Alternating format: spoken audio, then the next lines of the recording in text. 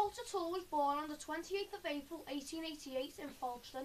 His dad was Daniel Tull and his mum was Alice Elizabeth Palmer.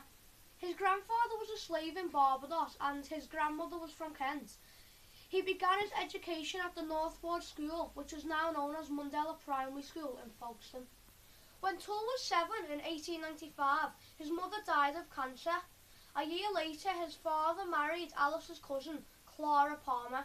She gave birth to a daughter, Miriam, on the 11th of September 1897.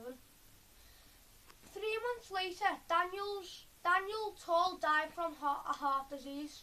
The stepmother was unable to cope with 6 children, so the resident minister of Folkestone's Great Hill Wesleyan Chapel recommended that the 2 boys of school age, Walter and Edwards, should be sent to an orphanage.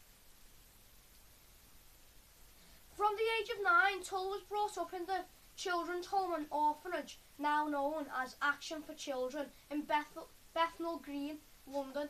His brother was adopted by the Warnock family of Glasgow, becoming Edward Tull Warnock. He qualified as a dentist, the first mixed heritage person to practice this profession in the United Kingdom. His professional football career began after he was spotted playing for top amateur club Clapton FC. He had signed for Clapton in October 1908, reportedly never playing in a losing side. By the end of the season, he had won winners' medal in the FA Amateur Cup, London County Amateur Cup and the London Senior Cup. In March 1909, the football star called him the catch of the season. At Clapton, he played alongside Clyde Pernell and Charlie Rance.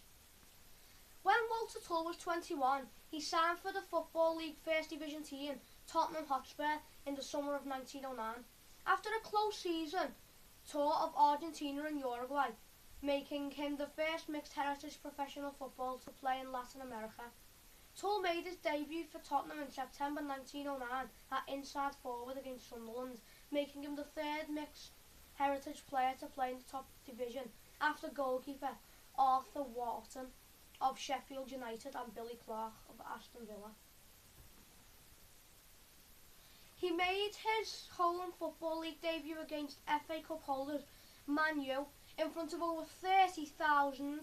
His excellent form in this opening part of the season promised an amazing future. Tull made only 10 first-team appearances, scoring twice before he was dropped to the reserves. This may have been due to racial abuse he received from opposing fans, particularly at Bristol City, whose supporters used language lower than Billingsgate, according to a report at the time in the Football Star newspaper. The match report of the game away to Bristol City in October 1909 by Football Star reporter D.D. was headlined, "Football and the Colour Produce." Possibly the first time racial abuse was headlined in football reports. D.D. emphasised how Tull remained professional and composed despite the intense provocation. He is Hotspur's most brainy forward, so clean in mind and method as to be a model for all white men who play football. Tull was the best forward on the field, however, soon after, Tull was dropped from the first team and found it difficult to get a sustained run back in the side. Some more appearances in the first team was 20 in total with 4 goals. They was recorded before Tull was bought by Southern Football League club Northampton Town on the 17th of October 1911 for a sustainable fee, plus Charlie Britton joining Tottenham Hotspur in return. Tull made his debut 4 days later against Watford and made his 111th first team appearances, scoring 9 goals for the club.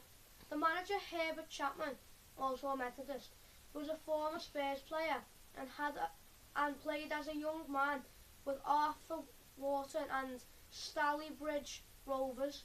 He went on to manage both Huddersfield Town and Arsenal to FA Cup wins and league championships. Other clubs wanted to sign Walter Tull, and in 1914 Glasgow Rangers began negotiations with Northampton Town. However, before he could play for them, the First World War was declared. Tull immediately abandoned his career and offered his services to the British Army. On the 21st of December 1914, Tull became the first Northampton Town player to join the football battalion, 17th Battalion of the Middlesex Regiment. At the time it was commanded by Major Frank Buckley. The army soon recognised Tull's leadership qualities and he was quickly promoted to the rank of sergeant.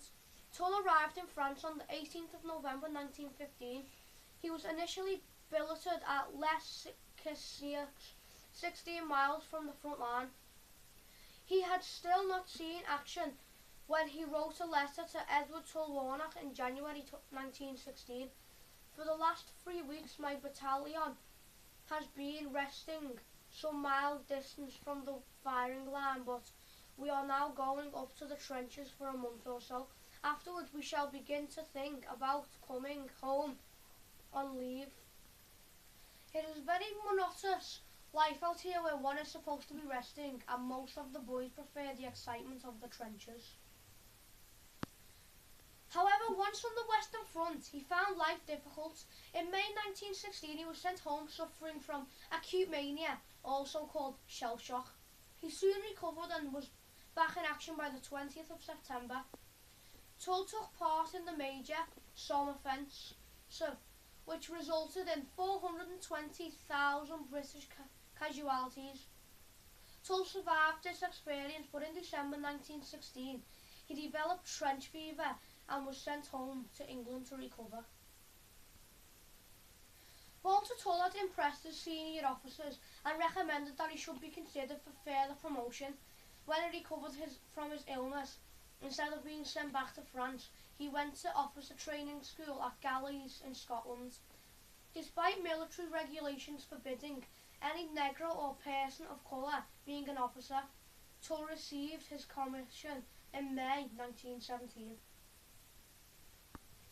Walter Tull became the first black combat officer in the British Army, as Phil Vassell has pointed out in his book Colouring Over the White Line.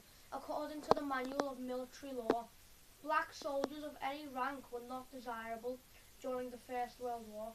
Military chiefs of staff, with government approval, argued that the white soldiers would not accept orders issued by men of colour, and on no account should black soldiers serve on the front line. Lieutenant Walter Tull was sent to the Italian front. This was an historic occasion because Tull was the first ever black officer in the British Army. He led his men at the Battle of Piave, and he was mentioned in dispatches for his gallantry and coolness under fire. You were one of the first to cross the river Piave prior to the raids on 1st and 2nd of January 1918, and during the raid you took covering party of the main body across and brought them back without a casualty in spite of heavy fire. Tull stayed in Italy until 1918, when he was transferred to France to take part in the attempt to break through the German lines on the Western Front. On 25th of March 1918, 2nd Lieutenant Tull was ordered to lead his men on an attack on the German trenches at Favruel. Soon after entering no man's land, Tull was hit by a German bullet. Tull was such a popular officer that several of his men made valiant efforts under heavy fire from German machine guns to bring him back to British trenches. These efforts were in vain, as Tull had died soon after being hit. One of the soldiers who tried to rescue him later told his commanding officer that Tull was killed instantaneously with a bullet through his head. Tull's body was never found. If it were not for Walter Tull, then black people today may not have been able to lead an army. This is why Walter Tull has influenced black people's lives in a good way.